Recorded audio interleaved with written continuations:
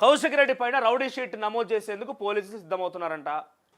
ఎందుకైనా rowdy sheet చేసేంతలాగా ఏం చేసిండు, ఏంది ఏం కథ అని మాట్లాడుకుందాం. ఒకసారి మీకు కౌశిక్ రెడ్డి ఇప్పుడు ఇదే బీఆర్ఎస్ పార్టీలా తెలంగాణ ఉద్యమకారులైనటువంటి వ్యక్తులు, నేను వాళ్ళ వ్యక్తిగత జీవితాల గురించి మాట్లాడి కేవలం ఉద్యమకారుల పాయింట్ ఆఫ్ వ్యూ నుంచి మాట్లాడితే బాల్కా సుమన్ ఉన్నాడు, గాదరి కిషోర్ ఉన్నాడు, ఇంకా చాలామంది ఉన్నారు, కృష్ణాంక్ లాంటి ఉద్యమకారు, ఆయన కూడా ఉద్యమకారుడే. వీళ్ళందరూ మాట్లాడారంటే ఓ తీరు, సరే వాళ్ళు మాటలు పక్కన పెడదాం, వీళ్ళందరూ మాట్లాడిరు, వీళ్ళందరూ ఉత్సాహపడ్డారు, వీళ్ళంతా అత్యుత్సాహం ప్రదర్శించారంటే ఓ తీరు, వాళ్ళంతో ఇంతో వాళ్ళు భాగస్వామిగా ఉన్నారు. కాబట్టి ఈ కౌశిక్ రెడ్డికి తెలంగాణతో సంబంధం ఏమున్నది, బీఆర్ఎస్ పార్టీతో సంబంధం ఏమున్నది, నాకు తెలంగాణ ఉద్యమంతో సంబంధం ఏమున్నది, ఎందుకు ఇంతలా ఎగురుతున్నారు, నాకు ఎందుకు హైపిస్తున్నారు అంటే వీళ్ళందరూ ఎమ్మెల్యేగా ఓడిపోవడం ఈయనకు కొంత కలిసి వచ్చిన అంశంగా ఉన్నది. ఎవరు బాల్కా సుమను, గాదర్ కిషోరు, లేకుంటే గువ్వల బాలరాజు, వీళ్ళందరూ కూడా ఎమ్మెల్యేగా ఓడిపోవడంతో కొంత అదృష్టం ఈయనకి దక్కింది. ఎందుకు బీఆర్ఎస్ పార్టీలో కొంత హైప్ దొరికే అవకాశం ఉన్నది.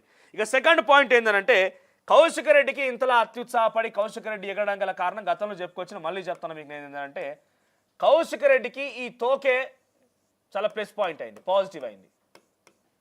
ఏంది ఆ తోక? రెడ్డి అనే తోకనే. ఎందుకు ఇది తోక అని మాట్లాడుతున్నానంటే తప్పుగా భావించవద్దు, ఇక్కడ ఎవరిని కించపరచడం కోసం అని కాదు. ఇక పాయింట్ ఆఫ్ వ్యూ ఏంటంటే ఇక్కడ రెడ్డి అనే ఒక ట్యాగ్ లైనే ఆయనకి చాలా పాజిటివ్గా మారింది. సో రెడ్డి అనే ట్యాగ్ లైన్ పాజిటివ్గా మారింది. ఎట్లా మారింది అని అంటే ఇదే బీఆర్ఎస్ పార్టీలో మనం ఇప్పుడు ఎమ్మెల్యేలే కనుక తీసుకుంటే రెడ్డి ఎమ్మెల్యే ఎవరున్నారు? ప్రశాంత్ రెడ్డి ఉన్నాడు,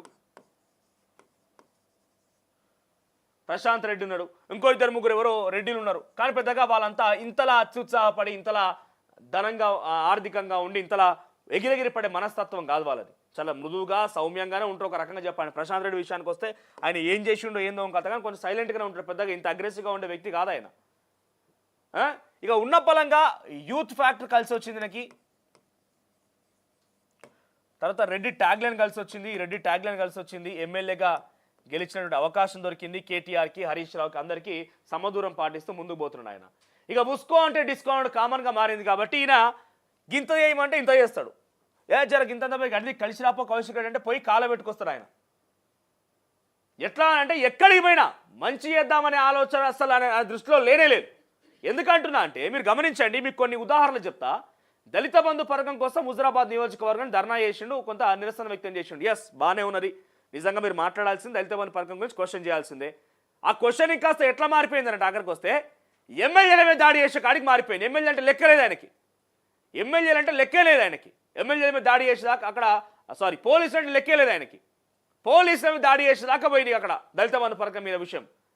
ఒక హైడ్రామా, ఆయన కళ్ళుదిరి కింద పడి పోడు, హాస్పిటల్లో జాయిన్ చేసుడు, అంత ఆగమాగం జగన్నాథం పంచాయతీ.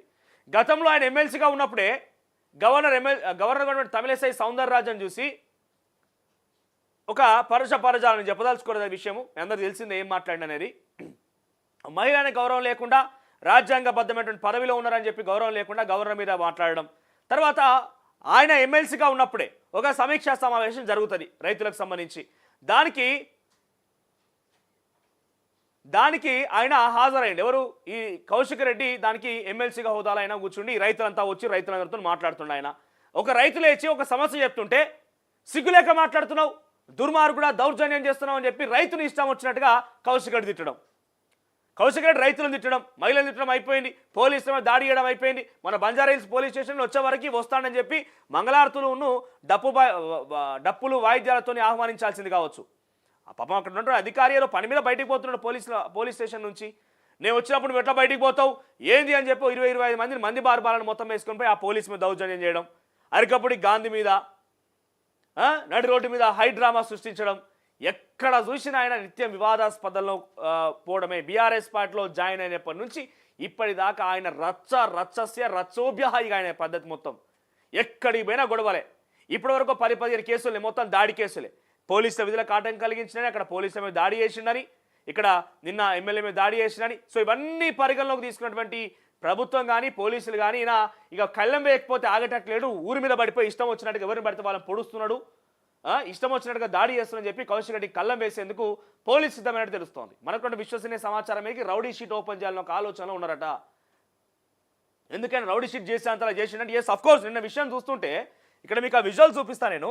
సో ఇప్పుడు మీకు అర్థమైంది కదా కౌశిక్ రెడ్డికి ఎందుకు బీఆర్ఎస్ పార్టీ హైప్ ఇస్తుంది అనేది. బీఆర్ఎస్ పార్టీ కౌశిక్ రెడ్డికి హైప్ ఇవ్వడం గల కారణం ఒక రెడ్డి ట్యాగ్ లైన్ ఉండడం, ఆయన యూత్గా ఉండడం, ఆయన దగ్గర పైసలు కూడా గట్టిగానే ఉన్నాయి, తాతల తండ్రులు సంపాదించిన పైసలు కూడా గట్టిగానే ఉన్నాయి. ఏమన్నా కావాలని ఖర్చు పెట్టుకునే తత్వం ఉన్నది, ఖర్చు పెట్టుకుంటాడు కూడా ఆయన ఒక ఆలోచన ఉంది. కాబట్టి కేటీఆర్ కౌశిక్ రెడ్డి చాలా ఉస్కో అంటే పోయి డిస్కో ఆడుతున్నాడు. హరీష్ రావు పిలిచి కౌశిక్ రెడ్డి జరా ఉస్కో అనగానే పోయి డిస్కో ఆడుతున్నాడు. ఇది జరుగుతున్న ప్రక్రియ. నేను చెప్పడం కాదు, మీ అందరికి తెలుసు, నేను చెప్పడం కొత్త ఏం కాదు ఇక్కడ. సో ఏం జరిగింది, కారణం ఏంటని చెప్పే ముందు ఒక్కసారి నీకు ఆ విజువల్ చూపిస్తా. ఆ విజువల్ చూసిన తర్వాత మీరు చెప్పండి కౌశిక్ రెడ్డి మీద నిజంగానే ఈ ఏదైతే నేను మాట చెప్తున్నానో కౌశిక్ రెడ్డి పైన రౌడీ షీట్ అనే పోలీస్ ఆలోచన నిజమా కాదో మీకు అర్థమవుతుంది.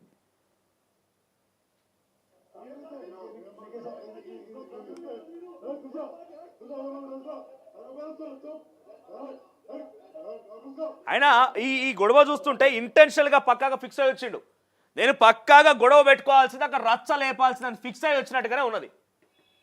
పక్కా ఫిక్స్ అయిపోయి గొడవ పెట్టుకోవాలి ఇంటెన్షనల్గానే వచ్చినట్టున్నది ఆయన. అన్నం తింటుంటే గట్టిగా దమ్ముంటే కేసీఆర్ గారు అన్నం తింటుంటే గట్టిగా దమ్ముంటే కేసీఆర్ గారు పెట్టిన భిక్షని రాజీనామా చేసి ఇదిగో ఇక్కడ